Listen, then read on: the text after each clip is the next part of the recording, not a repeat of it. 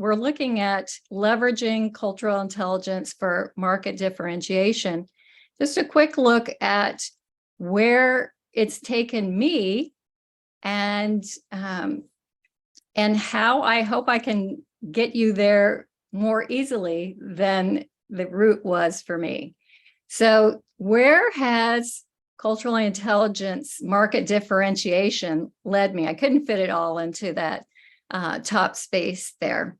Well, 40 countries, over 25 years. This is my 25th anniversary of coaching. And starting to the right, that's me introducing our advisory team at the ICF, International Coaching Federation, Advanced Cultural Competency event in DC. And in the middle, that's me and the global coach team for Ethical Coaches Global Coaching Summit for NGO leaders in Ethiopia, Addis.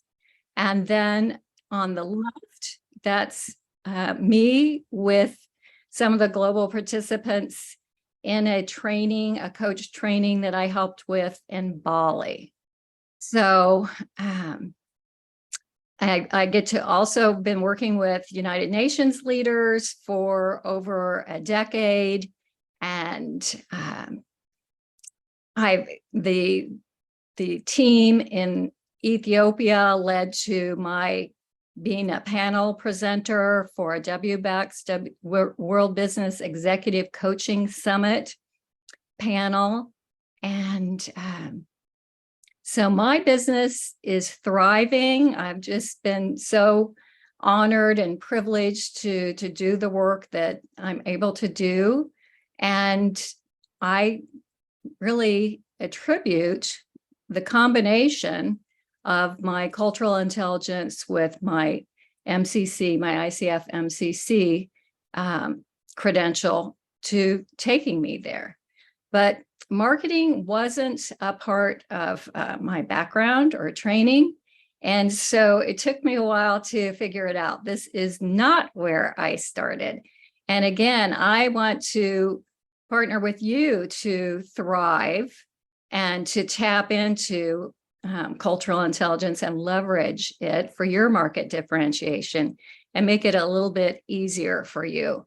So when I started coaching 25 years ago, the attraction principle was really big. You know, if you build it, people will just show up. So that's all I thought I had to do. I didn't know about marketing, and that wasn't quite the case. And I have lived in Brazil and Spain and spent a lot of time in Asia Pacific. And what I thought I'd be doing was working with expats because I'd had that experience. And surprised, that was not the market that first opened to me. So any of you ever experienced a disappointment in your business? If so, write yes in the chat, please. And so as I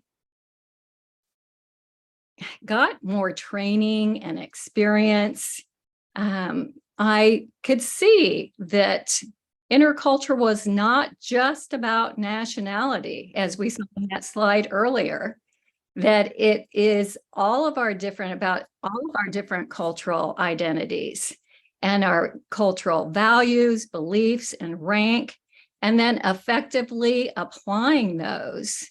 And that is the definition of cultural intelligence that I use.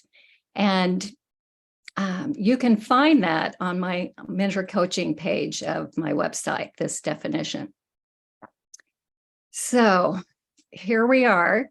And I'm too embarrassed to share with you how long it took me to figure this out. So I'm not going to, but I'm wondering about if marketing has been a key part of your training, if this is something you're very experienced in, and if so, write yes in the chat or no. So thank you for those of you that are using the chat. I can see I'm not the only one that's ever felt disappointed in my business. Thank you.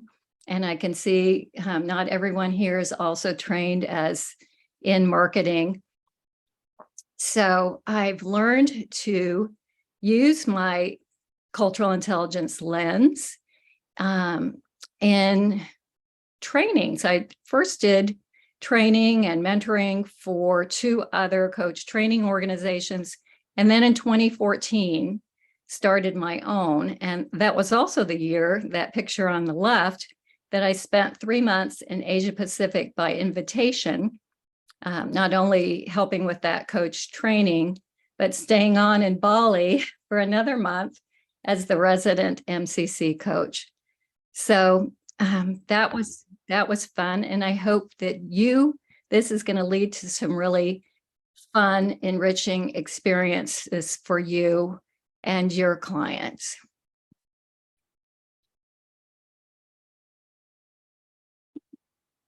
So market differentiation, how do you stand out in the marketplace?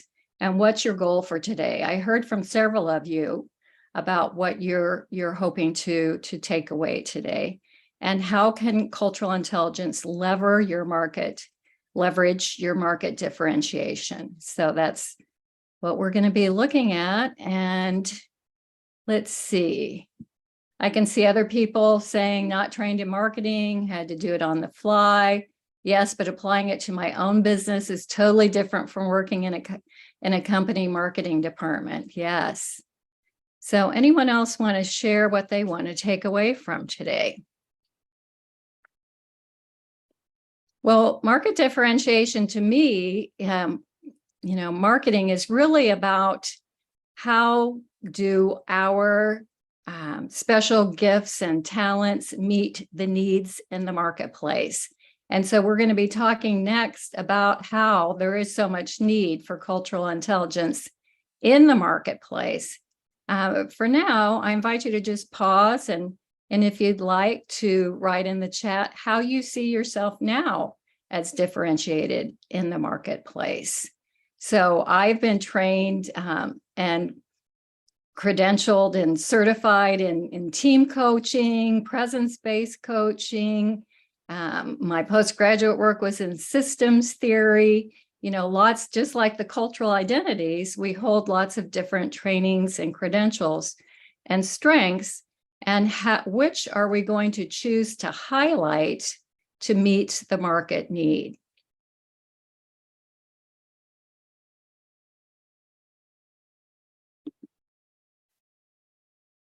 So what is CQ? I gave you the definition, which is that awareness and understanding of our own and others' culture, cultural identities, values, beliefs, and rank, and then applying that to our behavior and communication. So you can see from this photo that sometimes there are misunderstandings. And I was part of a program when I was on the board for the Association of Coach Training Organizations following my work on the global ICF board. And we did a program, How We Help, How We Harm. And I'm just going to give you a quick example of that. So I was mentoring a coach and they brought a coaching recording, and as we listened, the person that they were coaching mentioned it at least probably 4 times. I'm the only Black female on the team. I'm the only African-American female on the team. Normally in coaching, if someone mentions something multiple times, we would ask about that. That would seem to be significant. And I said, I noticed you didn't address that with your client, and tell me about that.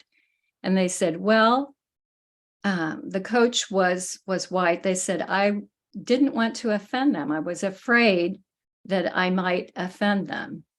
So what can happen if that's just ignored is that it just can be another layer for that person. I'm not being seen or recognized or acknowledged for who I am and appreciated for my diversity and the gifts and strengths that I bring.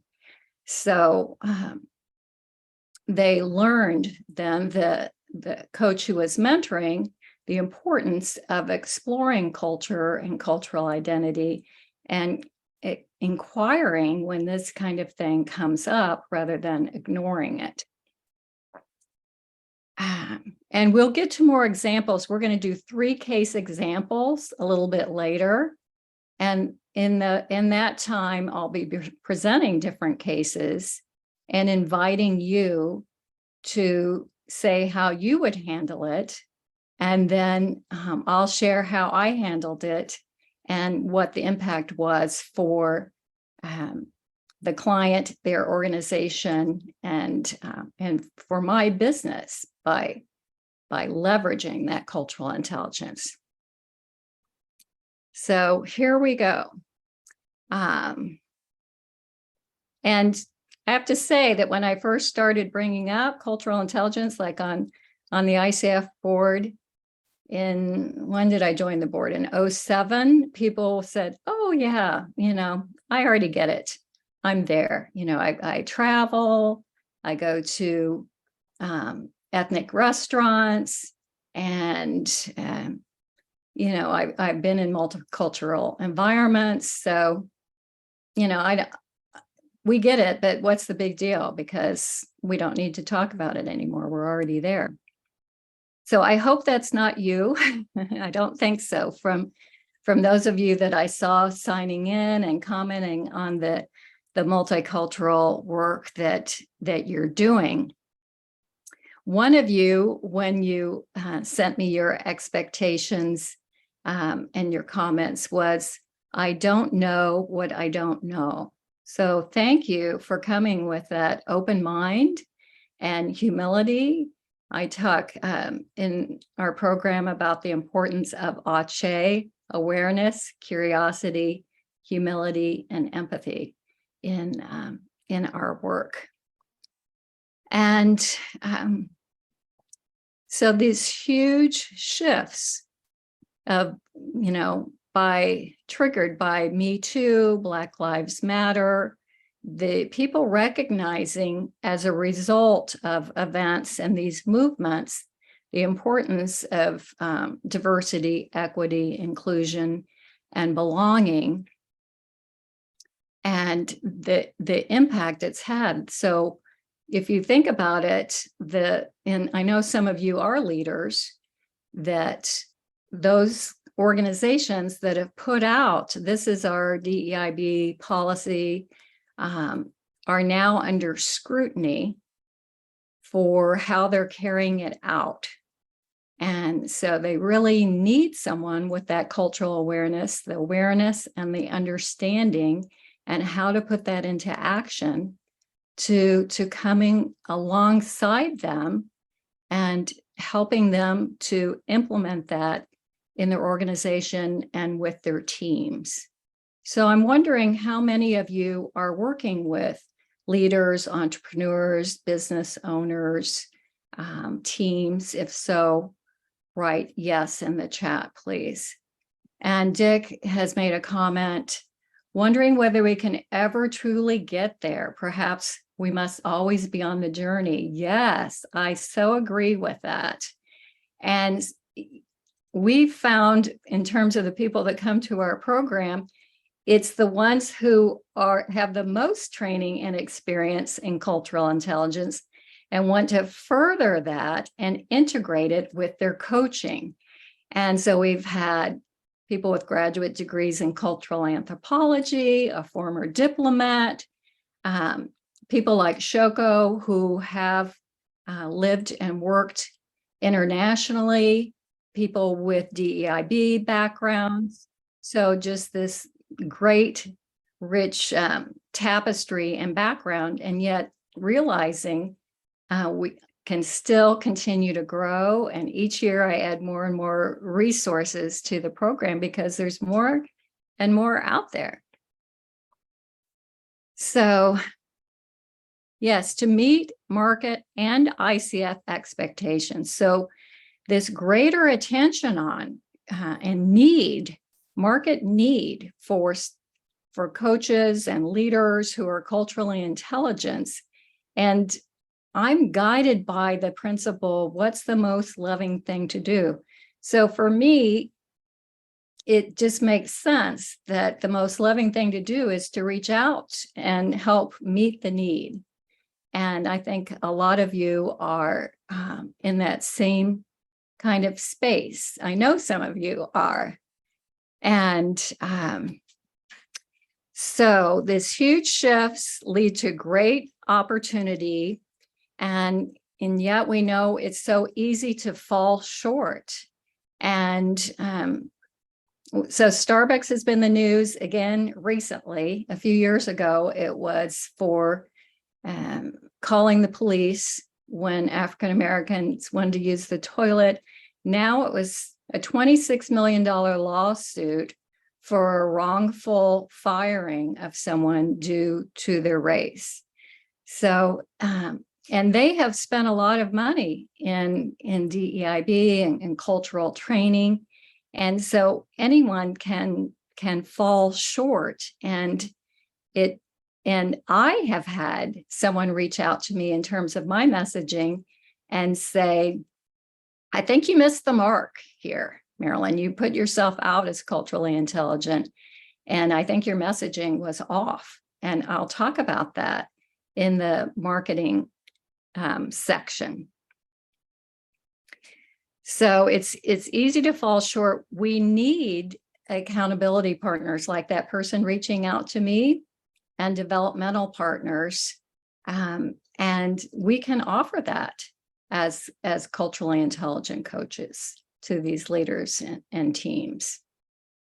And those of you who are leaders too, this is something to think about. How are you integrating this and paying attention to this in your organization? So avoiding misunderstandings, further harm, the impact of the Me Too, Black Lives Matter is highlighting DEIB and meeting market and ICF expectations and opportunities. And so ICF, in their updated 8 core coaching competencies, 4 of them have to mention cultural intelligence. So one is ethics, one is listening, and the other is coaching mindset and trust. So really, you're thinking ethics? Yes. And part of their definition of ethics, ICF's definition of ethics is, I'm reading it, is sensitive to client identities, environment, experiences, values, and beliefs. So that gets back to the definition of cultural intelligence. And that cultural intelligence is really, providing you with the tools and those that you work with, the leaders, the tools that are rapidly changing cultural environment with all the population shifts needs. And when you registered, you saw the quote from the research by Ang, Van Dyne, and Rockstuhl. 90% of leading executives in 68 countries, according to the research, identify intercultural skills as one of the most important to remain competitive. Okay. So I'm wondering, because I know when I started coaching, there were people that were just putting themselves out there as coaches, really without training or subscribing to the code of ethics. And then I would go and approach the organization about coaching, and they'd say, oh no, we've already had it. And we were not impressed because the person didn't really know what they were doing. Coaching was just a buzzword, so they added it. And so we're hoping no one's doing that with cultural intelligence. We want you to leverage that in the marketplace. And first, there has to be the understanding of how it works and the tools that come with it to get the market result that you want. So how many of you received cultural intelligence as part of your training? I know I've got some alumni in the room, so I know what their answer is. If you received cultural intelligence as part of your training, please write yes in the chat so I can, yes, there's some alumni. Shoko, thank you. Another one, Kay. Yep. Dick, alumni here, very helpful. Mark, yes. John, no. Thank you. Thanks for your responses. So, yeah, our experience is that the people that come to our program say that they did not receive it in their coach training. So, and that it takes really the full 3 months to get there, to integrate it and feel confident about using it with their own unique strengths and style. And some of the results they've experienced or written about is the question that changes everything was a Forbes article by one of our alumni, Antonia Bowring. And another clients were saying, this is Tammy Hollingsworth Dowd, their clients feel completely heard and understood so that they can more confidently achieve their goals and vision. So you're ahead by being here, and I really do appreciate you being here. So next, I'm going to invite you into a centering Yes, the title for the Forbes article, Siobhan, is The Question That Changes Everything, and it's Antonia Bowring.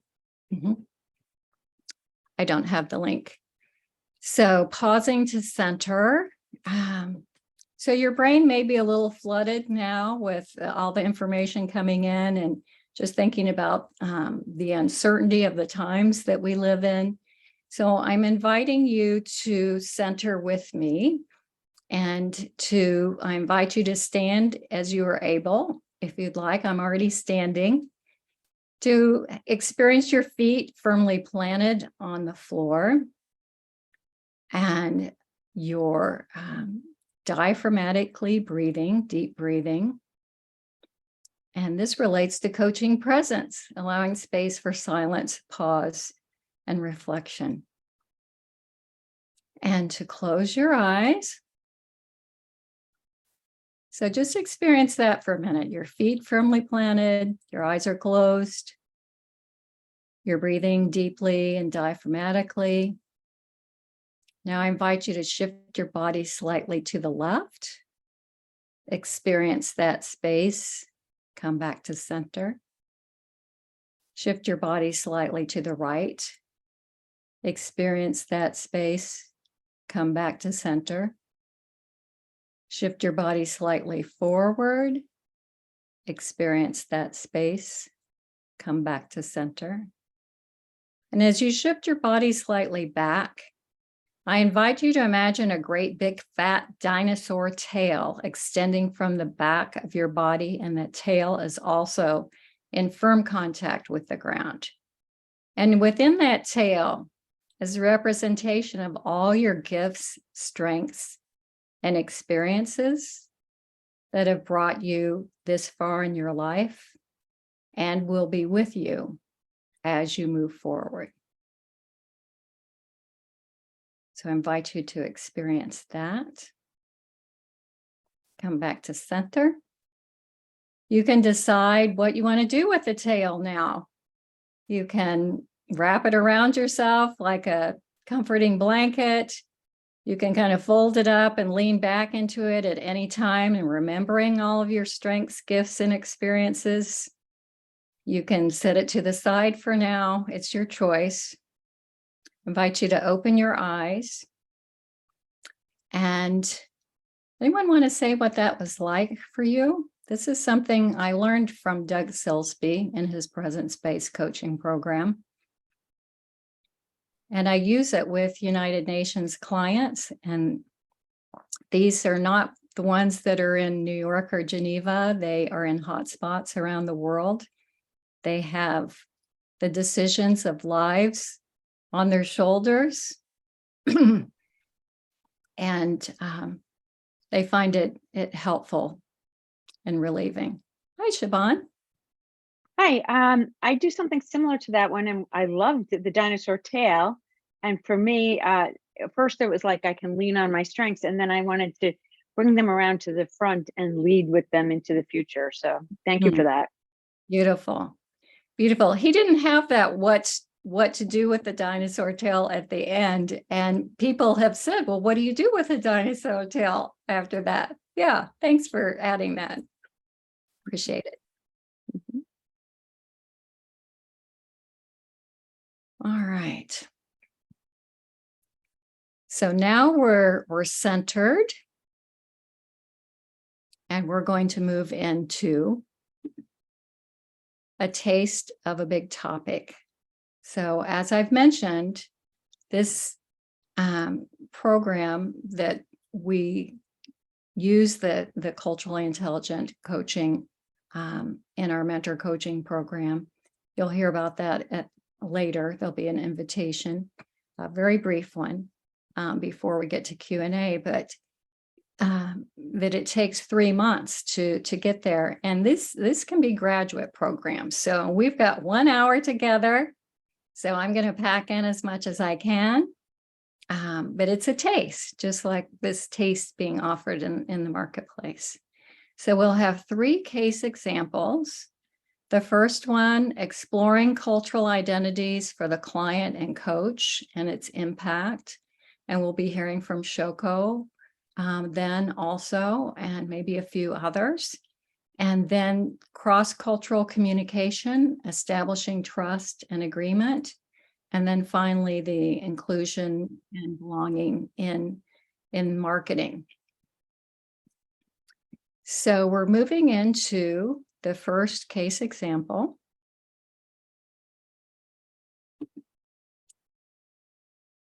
The impact of exploring cultural identities for the client and the coach. And the example is speaking up. So you can see in this image, people in a circle, one person standing. And before I get to the case example, I'm just wondering, invite you to get into this space. Have you ever been told you need to speak up more? You need to speak up less? You're in a meeting and you want to speak up, but you're having trouble finding the space to do that. Or that you have spoken up and someone else has taken credit for your ideas.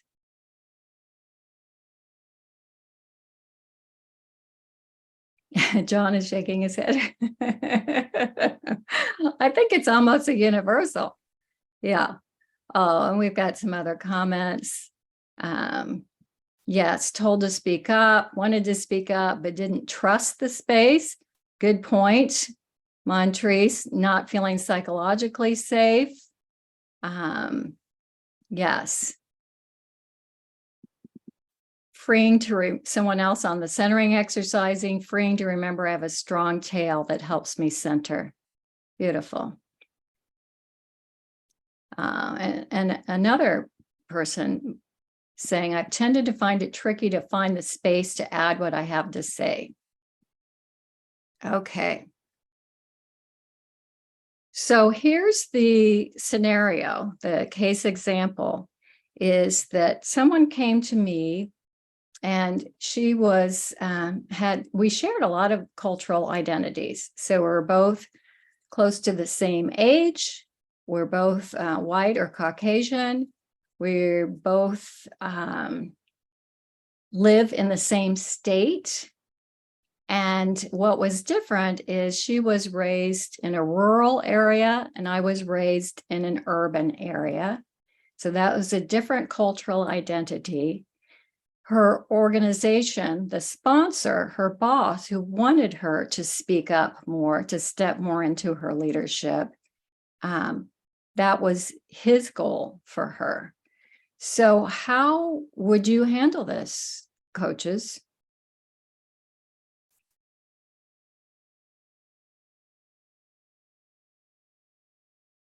Who's ready to share?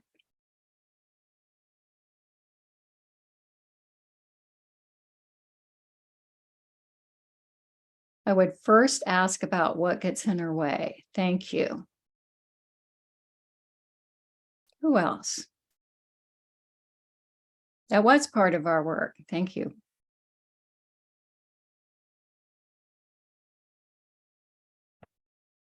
I would want to know what her goal was. Yes.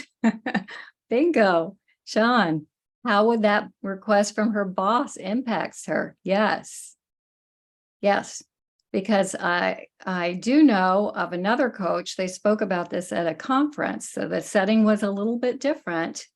And their client, the coach was North American, the organization was North American. The woman leader was from Korea. The coach did not check with the client on their goal. They just assumed they would go with the goal of the organization. And when they presented this case, people were protesting based on that. And that was a learning point for them.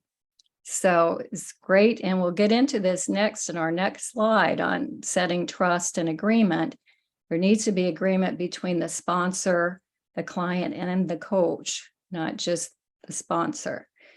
So yes, so the first was to check with the client, and yes, she was on board with the goal. I asked about culture in my paperwork and in our first session, and she said, I recognize that where this came from, this not speaking up as a woman, was growing up in this rural farming community. And I only saw the men speaking up. The women were not. They were, in the kitchen, cooking, cleaning, and the guys were in the other room talking. So she wanted to change that image of women within herself. So it took some small steps with my support, her boss's support, and some successes. And then, yes, where was that most challenging, or what was getting in the way, was part of that. And part of that was another leader who, when my client would try and lead the meeting and speak up, the other person was interrupting them and trying to take over the meeting, kind of a power play. So part of that was learning to have a courageous conversation with this other leader about how that was impacting them, and to ask for change. Yeah. So great comments here. Ask about how this worked in her cultural upbringing. Yes. So how did it contribute to my client's impact? She became a more impactful leader, and that was recognized, and she continued to be promoted. She had already been identified as high potential, with this idea that she needed to speak up more. And so I mentioned this other scenario where the coach didn't check with the client, is this your goal too? And there are other ways. So if the client had said no, that goes against my background. My cultural background is I wait till all of the elders have spoken, or those in the higher rank, or I only speak if I'm called upon.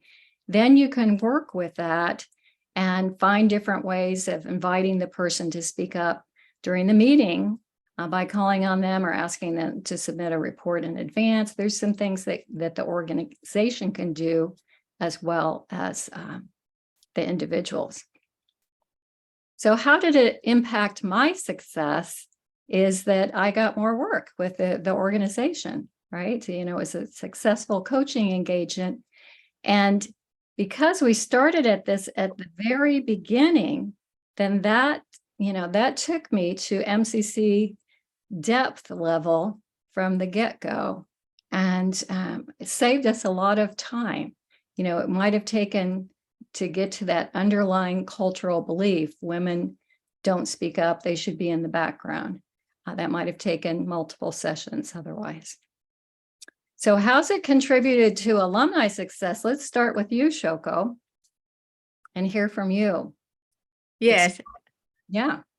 Thank you, Marilyn. To me, just, me as a Japanese woman with corporate leadership experience in different parts of the world, I felt that my sort of target audience is minority women who want to accelerate their careers. So in that sense, I thought I do have something to offer. However, it doesn't really bring that concreteness other than my being a Japanese and being a woman. And having this culture intelligence to really create a very distinctive, specific, and very tangible tool to explain to the people, as well as helping my clients. And I think that's a big advantage of having this training with Marilyn. And another example that I had is that when I just started talking about the cultural intelligence, they always said that, oh, don't worry, we have DEI training in the organization. But I start explaining what it is. And actually, the way that Marilyn's training at the very beginning, asking about what the culture is, they blown away, that really understand that how cultural intelligence is bigger than a DEI and also much more nuanced, not putting people into the sort of stereotyping often that DEI tend to do. So that was very clear for my client and very much into that psychological safe environment, because fully understanding not just surface of a DEI level. Mm-hmm. And I think those are the very specific that I experienced so far. Thank you. That's so helpful. So that the understanding and appreciating the overlap of DEIB, and then also how one can kind of fit in the other or vice versa, or they overlap. So this idea of recognizing all the multiple cultural identities, the cultural intersectionality, and exploring those really is a way of saying, I see your dinosaur tail. I see all the strengths and gifts and experiences that you're bringing in, and that's led to more work for you. Thank you. Any other alumni want to share, either out loud or in the chat? This is Dick. I have one quick one to share. Great. Because of what I learned about asking about the culture, people's client, when I asked at the first meeting, what's important for me to understand about how you prefer to communicate? Yes. And he said, I'm a native New Yorker. You can say anything to me, won't hurt my feelings. Just put it on the table. And a few sessions in, I felt like he was thinking that maybe this coaching was a waste of time. And so I had an observation I wanted to share. And I said, hey, you told me you're a New Yorker. I can say anything, share anything here. So this is what I want to offer. I get this feeling that you think this coaching is a waste of time, that maybe the problem lies with somebody else and not with you. Open up a great conversation with him, but without understanding his culture, but a way of the coaching I did for a while. Oh, thank you for sharing that, Dick. And your voice was breaking up a little bit, but we got that you had asked your client about culture. They said, oh, I'm a New Yorker. You can be very direct. And you were. And that led to a really impactful conversation. Thank you.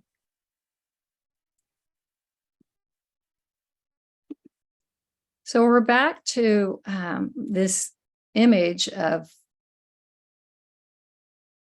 possible misunderstandings and how to avoid them. And that's about establishing trust and agreement. So my example was that a very it was a Japanese-based organization. So it was a more hierarchical, and their communication was less direct. And I am more of a direct communicator, although I'm known for doing that with compassion, and more egalitarian, where everyone is considered on the same playing field. We want to be equal partners. So we were contracting for me to do some coaching with the leaders in this organization. And how would you handle this? Establishing the agreement, the contract with the cultural difference.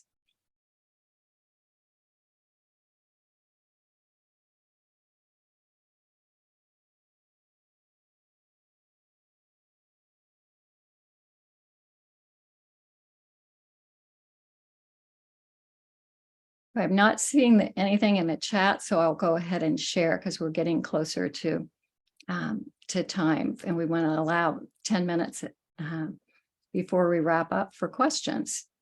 So how did I handle this situation? Was I said, I know your culture tends to be more indirect and mine more direct. And so do you want me to show up my usual direct communication self or dial it down? And they said, oh, well, we don't want you to dial it down because our leaders are working globally. They need to be used to communicating with people directly. And so if I had not asked that and just decided, oh, I know this is a Japanese organization and they tend to be more indirect and more hierarchical, I'll just dial it down, then they wouldn't be getting what they wanted, what they paid for, and I could have lost the contract.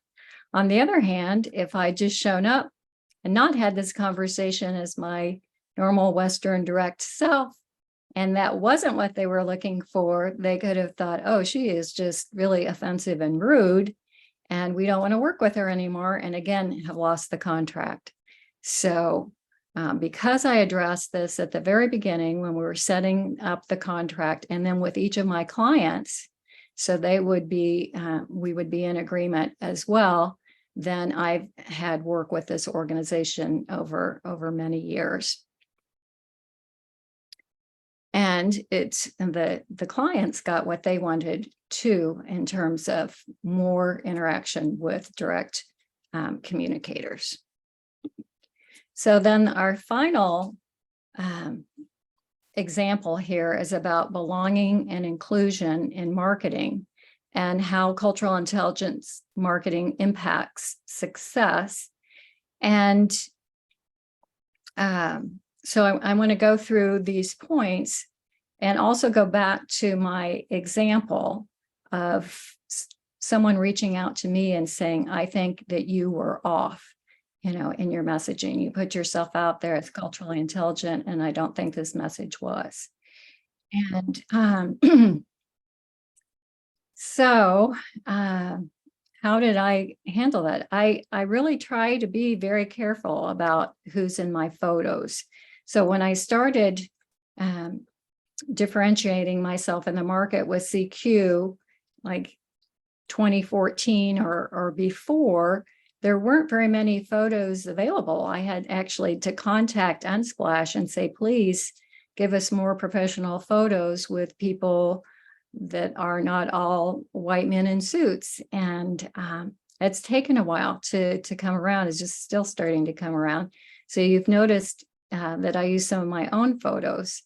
And so in your website, in your blog, and your social media posts, take a look at who's in your photos, who you're connecting with, who might be excluded, maybe not intentionally, but you might have an unconscious bias. We all do. This group, I'm not going to put myself out there too because they couldn't afford my services.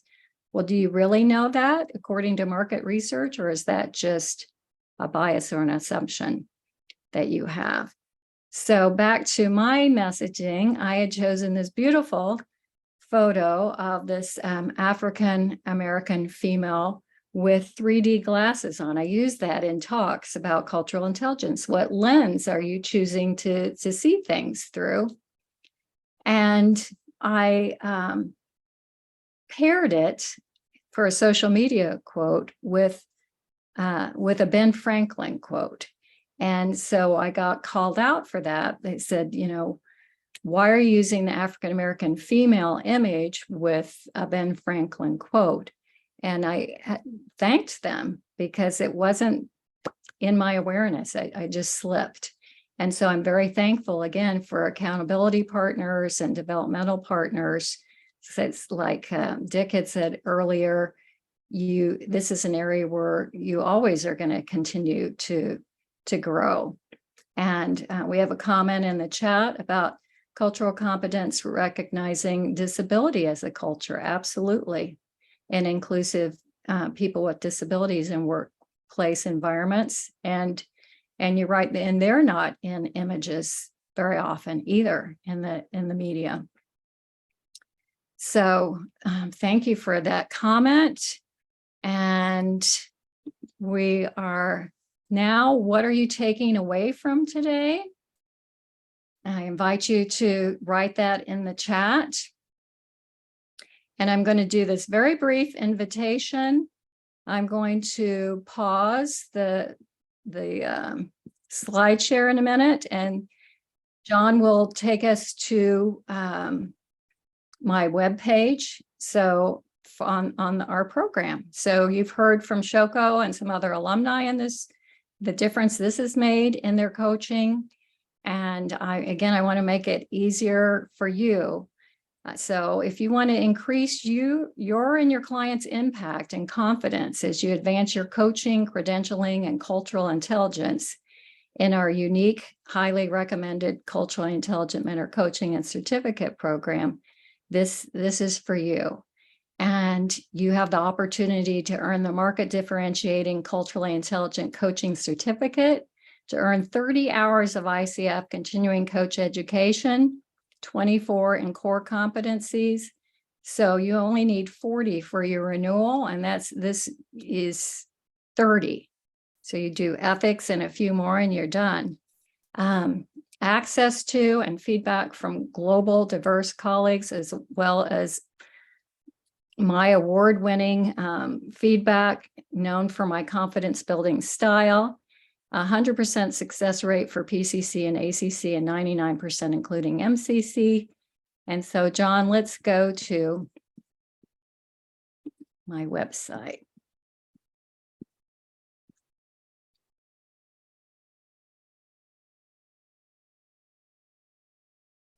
Okay. So you can see that same image. And then if we scroll down to the middle of the page, past the testimonials,